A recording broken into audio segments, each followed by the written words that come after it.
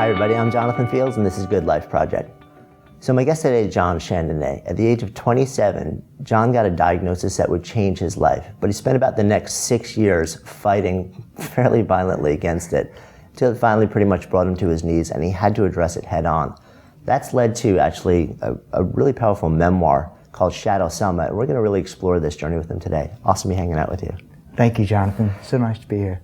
Great. So, such a powerful journey. And I want to take a step back because that was a big tease that I just offered out there. So let's fill this in. You're kind of going through life. Everything's totally fine. You know, like working hard, building a career, fit, strong person. Take me back to when you were 27 to when everything just starts to change. Right. So I'm a master's student at MIT, and I'm playing intramural basketball. And just a Sunday afternoon to blow off some steam, and I lose fine motor control of my left hand and left foot. I'm a spaz on the court. And I ask for a sub. I think I pull a muscle. I have to find some way to save face. And I was just blown away. I had no idea what was happening. So, I mean, when you say you lose fine motor control, what do you actually experience? I mean, you're out on the basketball court with a whole bunch of people. Like, what do you actually feel? What happens? Right. You don't feel anything, actually. Your body doesn't operate the way it should. I mean, we're all able-bodied people, and we're used to being able to throw our right hand up in the air and it following, and throwing our left up in the air and it following. Well, I could not get my hand to go where I wanted it to go. I could not get my leg to go where it wanted to go. I had to will my way to run down the court, my right leg doing all the work and just dragging my left along for the ride. I mean, I imagine it looked pretty bad to be a spectator. So you asked to sub out? I asked to sub out, yeah. And then I talked to my buddy at halftime, and I said, you know, Matt, something's up. I think I have a pulled muscle. Something's not working, and I need not to play the next half. You know. So where do you go from there? I went back to my apartment.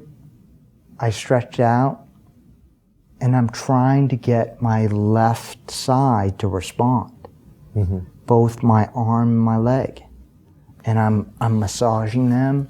You know, it feels like the left side's asleep, like my left leg and my left hand just aren't awake, and so if I can shake them enough, you know, right? Yeah, maybe they'll come back online.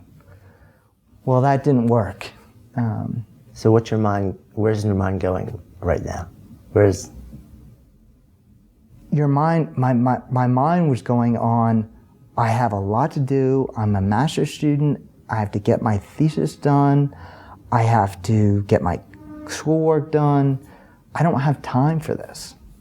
And so I went in denial. I mean, you know, I limped to class, and for the next 2 weeks I actually rode my bike.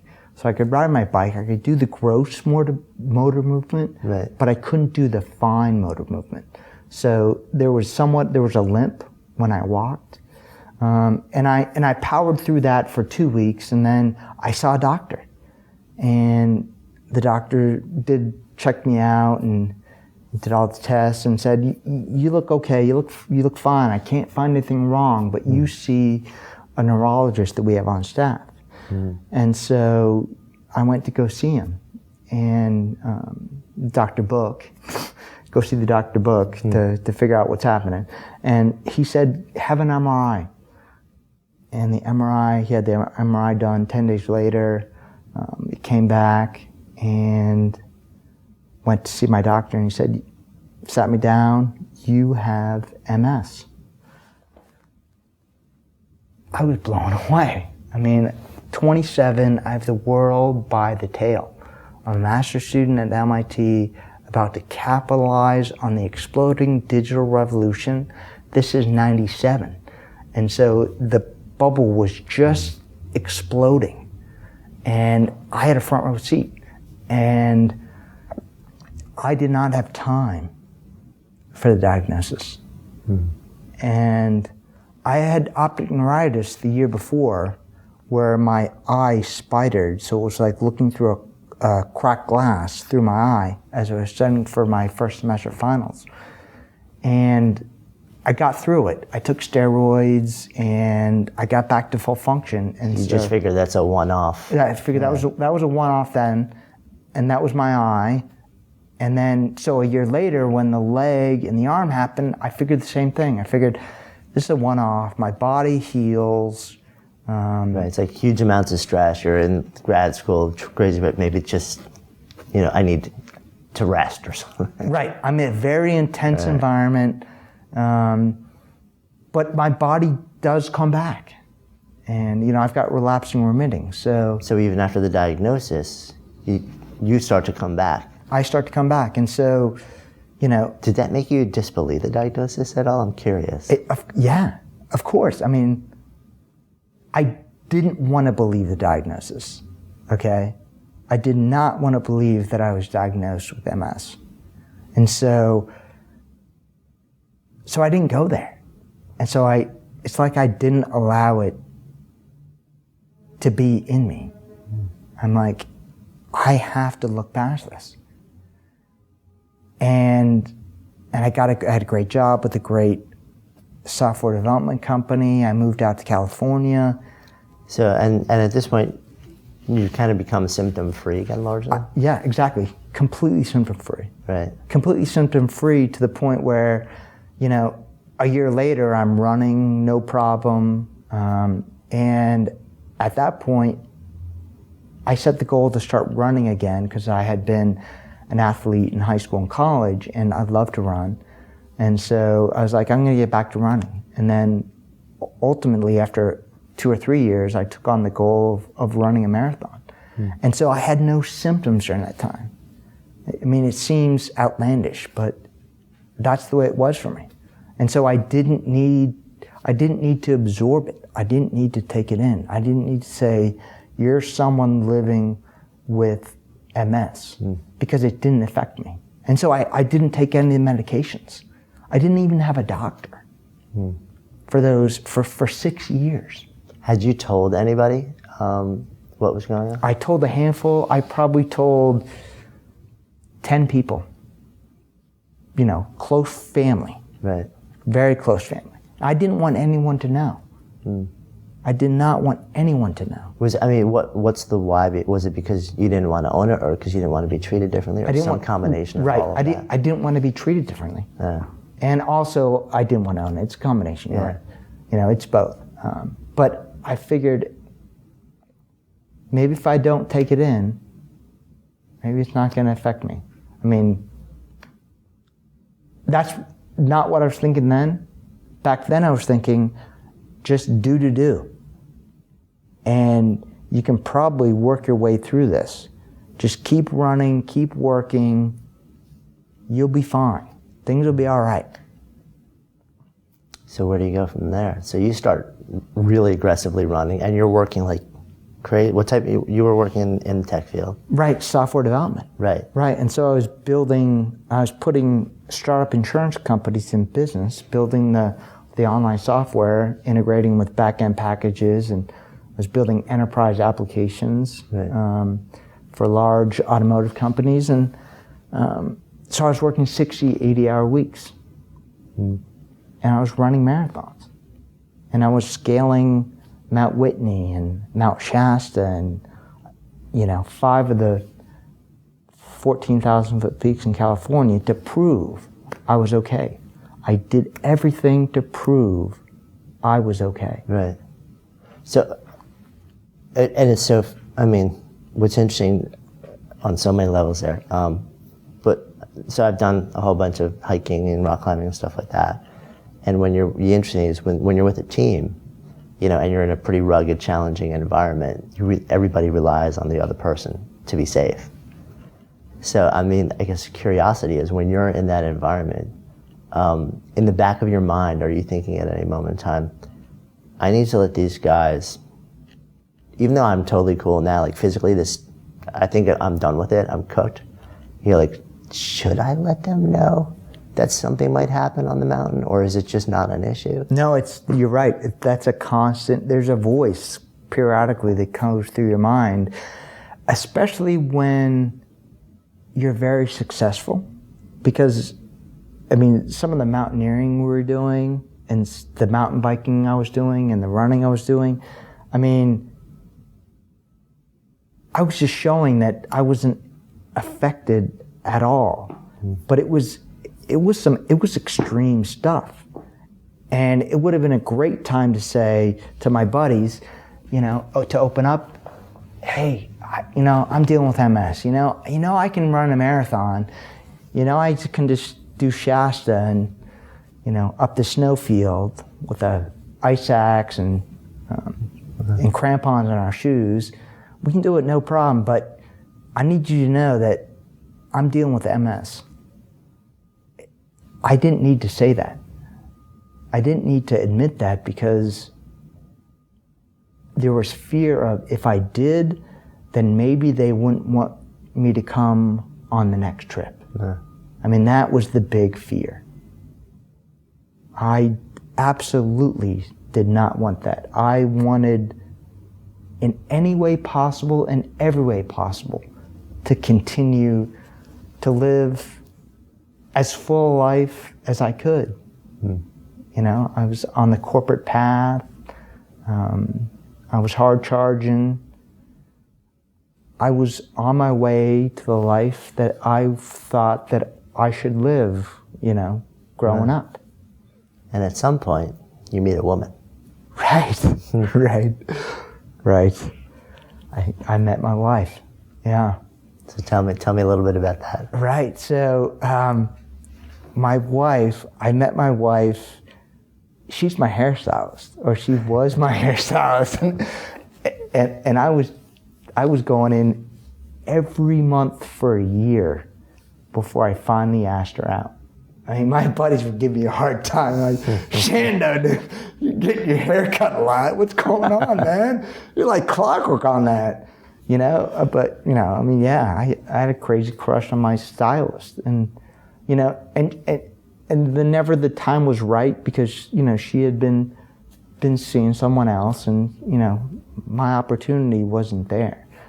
But then my mom actually wrote me a letter because she got the sense that I was shying away from women because of what I was dealing with. And she said, John, any woman worth her salt would love to be with you. Don't let the MS be a reason not to get in a relationship with a woman. And so the combination did that ring true to you? That rang so true. I mean, I had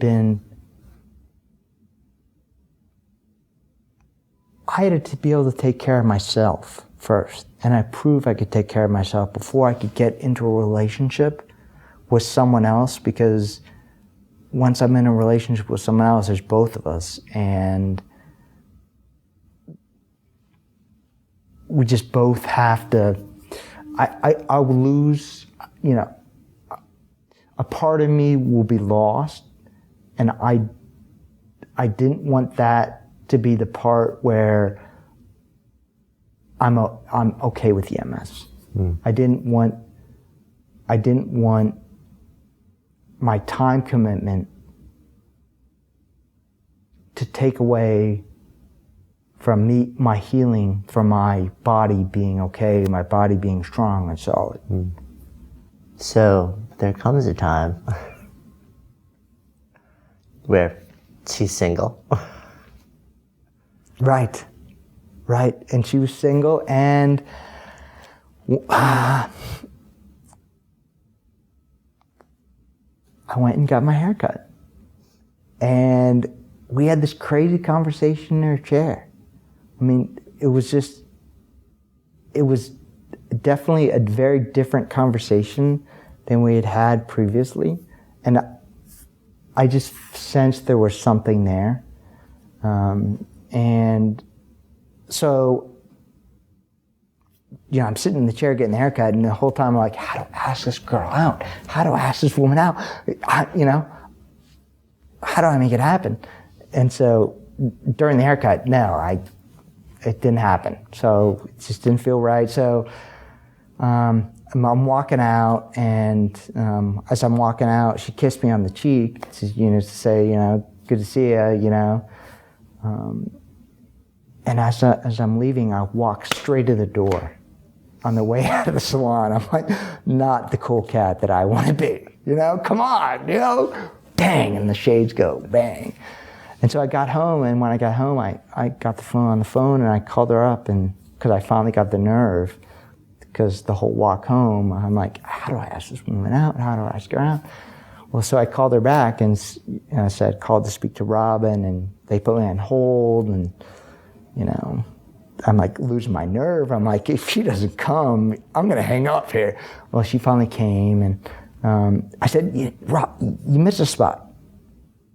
I had no idea how to break the ice with her. I'm like, yeah, you missed a spot. She's like, huh? Come right back down.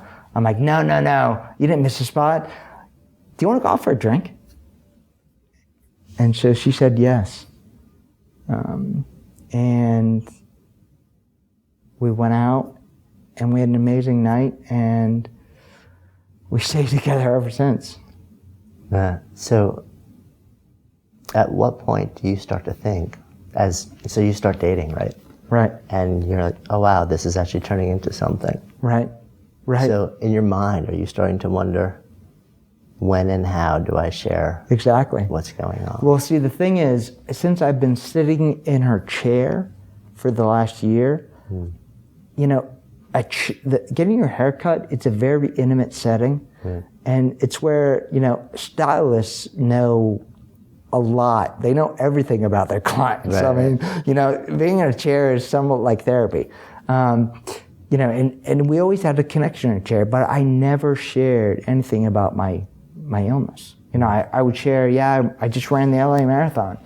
I shared that story, but not the MS. But when I knew that there was something, that first night, the night of that first date, I told her about the MS. Because in my mind, I was like, what, is there a right time? And I'd been thinking about it for a year, and really I'd been thinking about it for 6 years or 5 years. And no, there was no right time, so. How did you feel when you actually told her? It's like a huge burden lifting. Huge burden lifting. It felt amazing. And do you remember the moment, what her reaction was? We were in my apartment. We were both sitting across from my little bar in my kitchen, and she clammed up for a bit. And so I had to continue to tell my charade about, I'm going to do all I can to fight it. I'm going to live this great life. And, and she shared that she had a family friend who had MS that after a number of years was pretty incapacitated. So I knew that, she saw the impact, and she had a sense for the impact. But she let it slide with me because I was running marathons. I had this great job. I was not someone who was impacted by it. So you guys start to grow together. Right. You're continuing, you're out there, you're working like crazy, you're running marathons, you're traveling a lot too. Right. Where does it all lead? Traveling back and forth to Texas.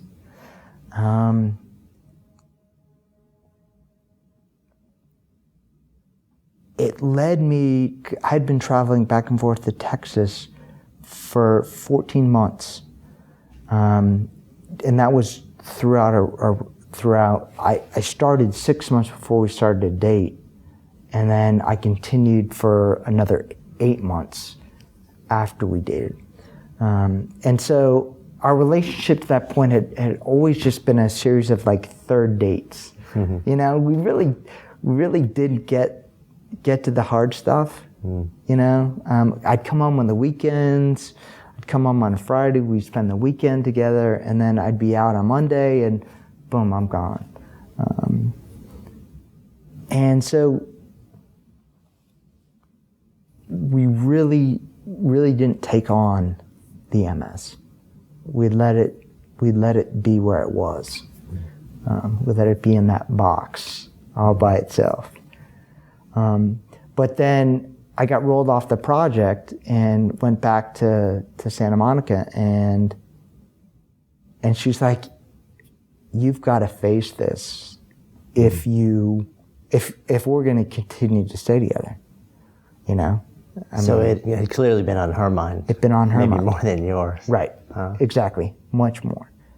And so and I dragged my feet on finding a doctor. And she even found the doctor that I have today. So throughout my first 6 years with the MS, I mean, you clearly get the sense that I was emotionally illiterate. You know, I just had no space for the fear of what might happen. And through the course of my relationship with Robin, she allowed the space and the permission to get in touch with it and to start to face it. Was there?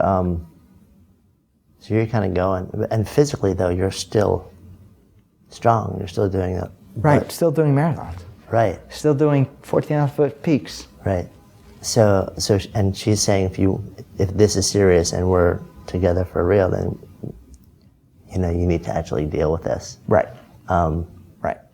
What's that? And then there comes a time where your body starts to feel it. Right. I mean, was this all around the same time, or was it did it sort of unfold over? So my body started to feel it after we had been together for about a year and a half. I was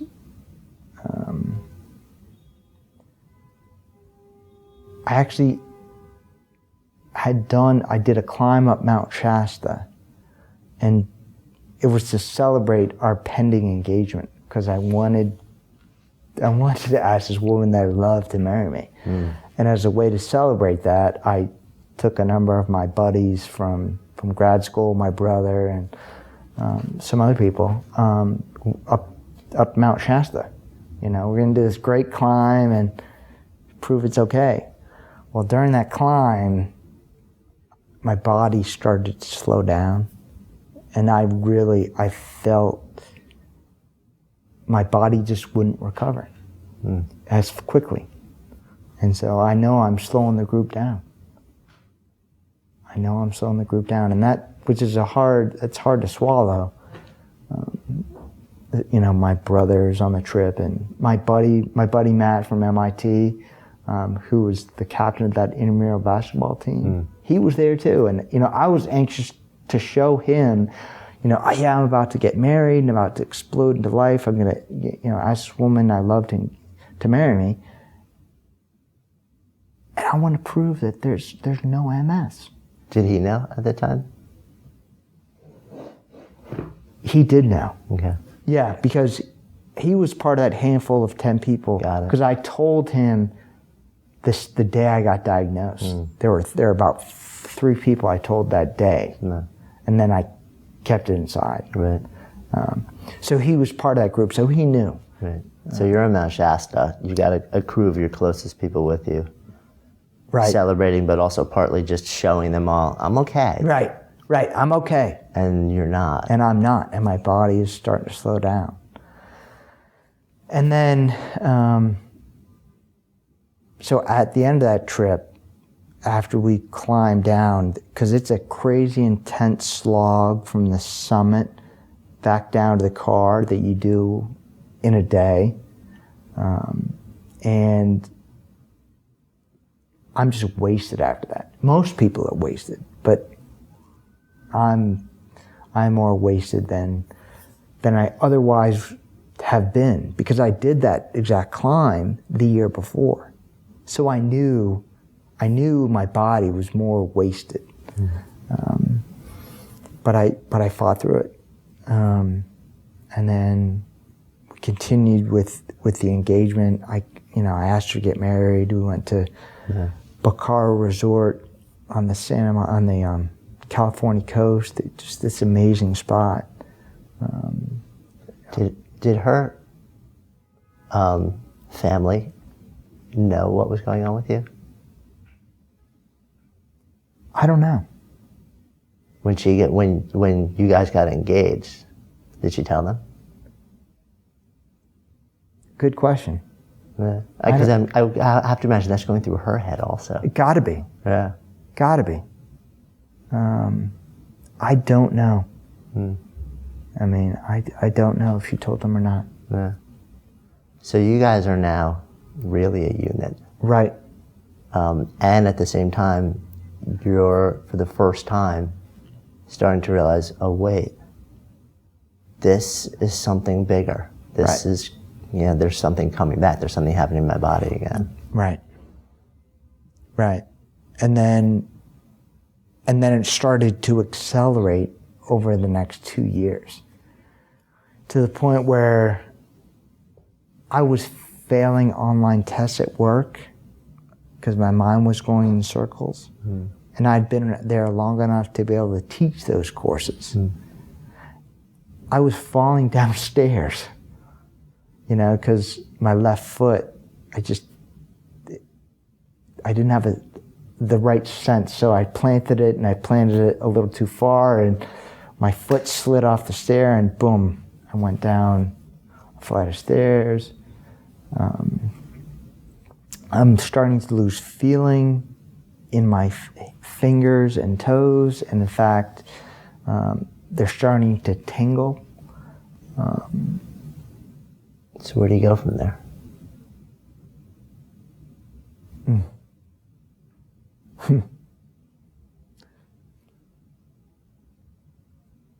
So I ultimately, basically, I lost hope.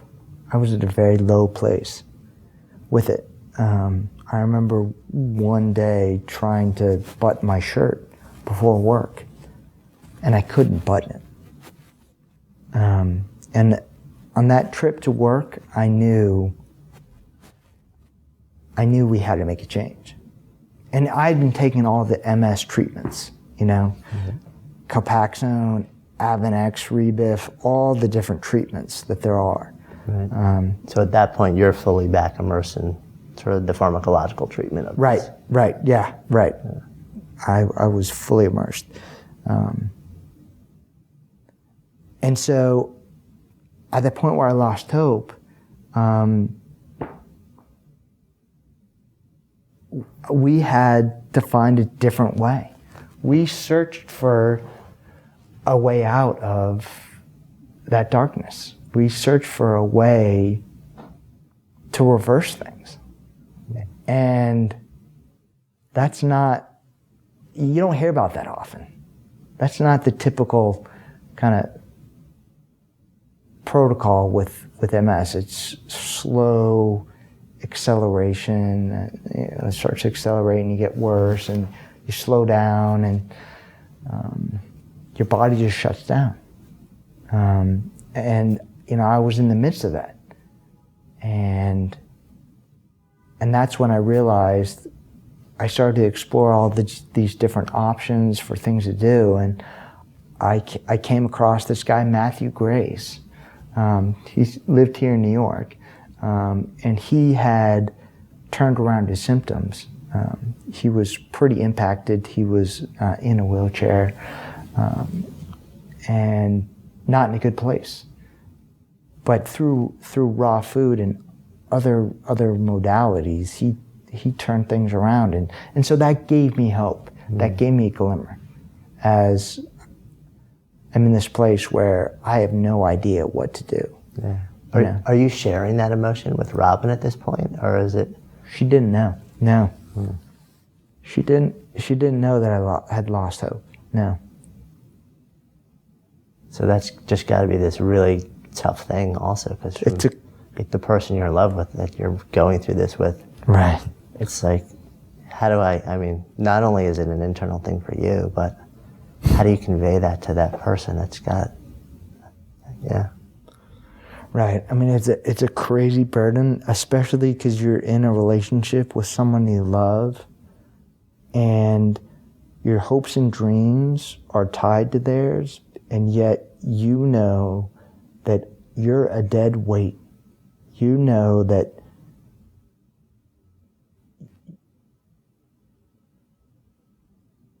I'm not allowing us to live that life, that vibrant life that we want. And yeah, there's guilt. There's a lot of guilt. Where I was thinking, I'm not allowing her to be who she wants to be. We wouldn't have kids, but I couldn't take care of myself. And so I had to turn things around. And that's where we stumbled on, that's where we came across the OHI, Institute Optimum Health in San Diego, where I asked work for 4 months off to try to detox and rejuvenate. Right. And at this point, work is aware of what's going on. Yeah, at this point, work is. My speech was going. I had been taking a speech course. My career manager organized, and he didn't tell me he specifically organized it for me, but I knew that I saw the writing on the wall. It was pretty clear that he wanted me to take it. Right. So work knew. I wasn't as agile up in front of the group because we had team meetings where we had to go in front of a whiteboard every morning to talk about project status, and my mind just wasn't popping the way it should, and my body was delayed. So you find this program and you take this leave of absence, and what unfolds? Right. So I took 4 months off, and But were you concerned at all that, even though it's 4 month program, that if you actually made the break, you would never come back? Was that in your mind? This is it? Totally in my mind. I mean, so I had to write a letter to the people at Sapient, telling them that I wanted to take 4 months off for my health, and when I sent the letter, I knew it was corporate suicide. I mean, you don't send a letter like that. You don't walk off the ledge and show weakness. I mean, not in that world. And so I raised my hand again, like when I called for the sub on the basketball court. I raised my hand and said, guys, we have to do something here. And at that point, because I didn't have my health, I didn't really care about the repercussion. No. Because it didn't matter. Right. I mean, if you can't walk down the hall straight, if you can't say what you want to say, if you've got tingling in your hands and pain all the time, it doesn't matter that you might be jeopardizing your job. Yeah. So OHI. Yeah. So after 3 weeks, I started to notice a difference. I started to notice more sensation in my fingers and in my toes. And I'm able to walk straight. I'm able to walk in this narrow section of the path. We do a walk every morning down by this pool, where for the first 3 weeks, I wouldn't do it. I wouldn't go back there because I was scared I was going to waver. I was scared I was going to fall. But I was walking more balanced. I was walking more even, and things I knew that this place was working. And so at the end of my 4 weeks as a guest, I asked for my work for another 3 months, and that took me to the 4-month total. So I stayed stayed another 3 months as a missionary, where not missionary in the traditional sense, where you lead someone to God. It's a missionary who teaches or who speaks the merits of a raw vegan detox lifestyle, and which I was realizing firsthand because I had a firsthand seat, first row seat on the experience, and I knew it works. I knew it could turn your life around. Were you surprised that it worked? I was surprised. But yet I was desperate. It had to work. More than surprised, I was relieved. I was getting my center back. I was getting my sense of self back. I wasn't that diseased, frail, feeble person who was falling and failing and so forth. I was coming back into myself, coming back into my body. When you went, was Robin with you? She went for the first 3 weeks, and then I was alone as a missionary. Yeah, she was back, and that was tough. Yeah.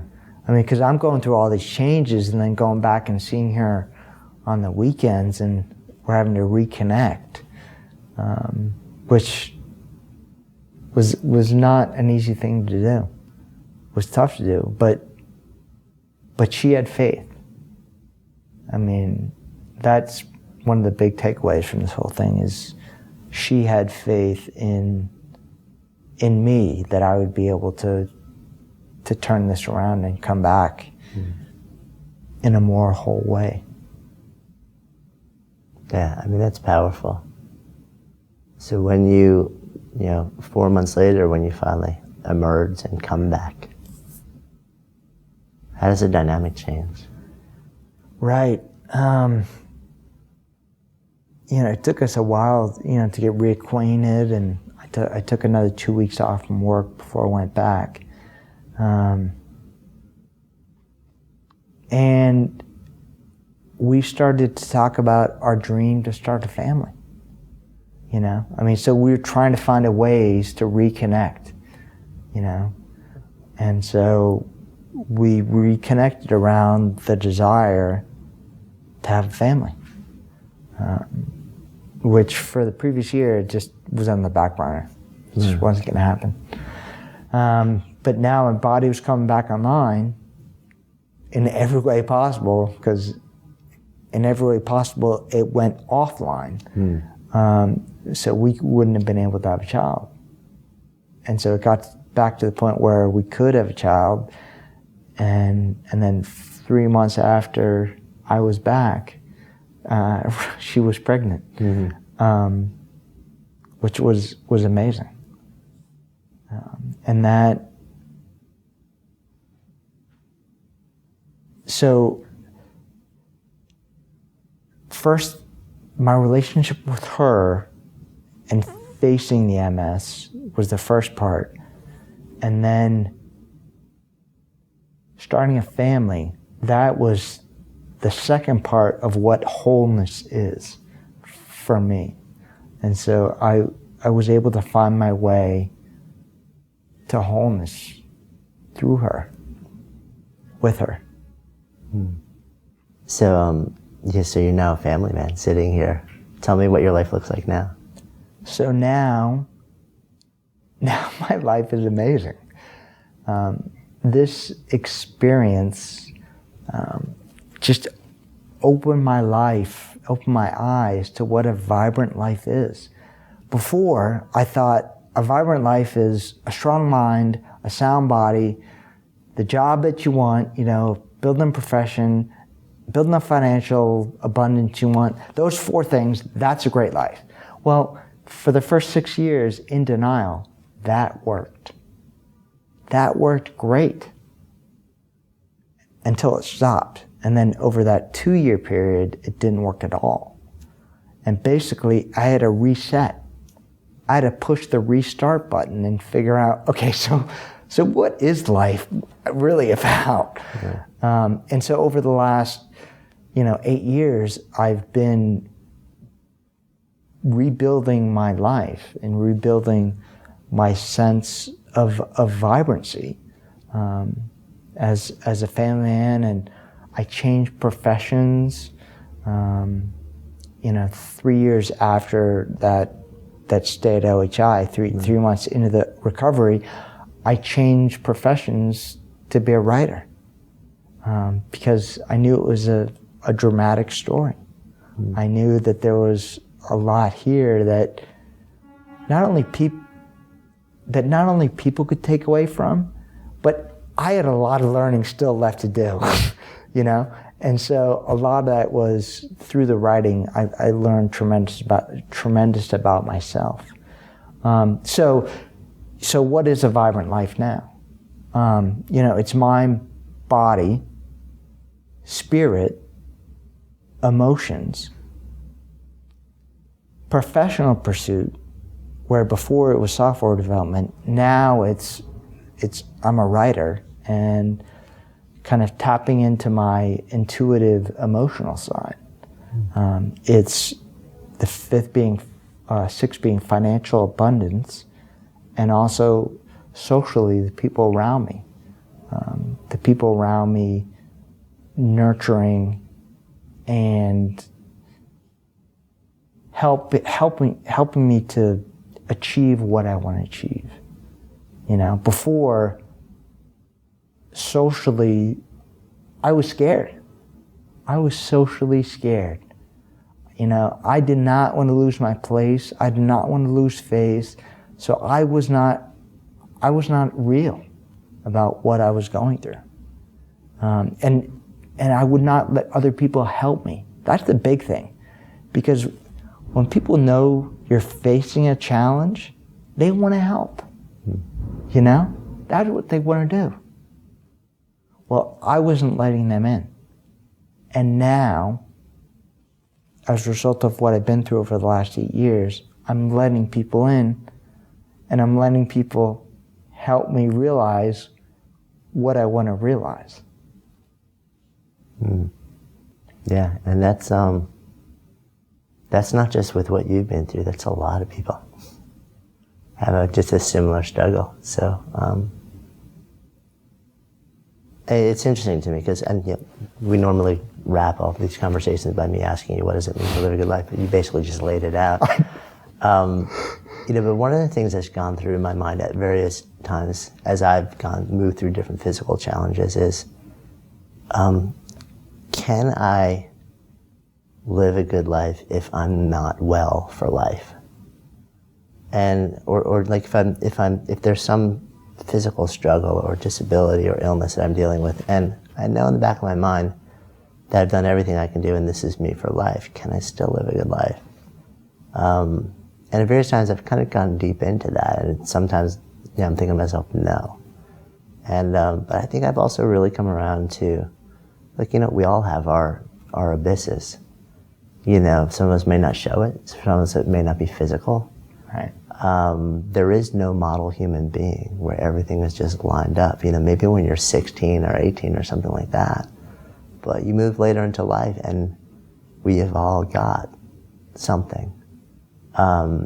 So it becomes much more a deliberate choice to bring a certain lens to the way you experience the world, rather than a yielding to circumstance. And granted, that's really easy to say.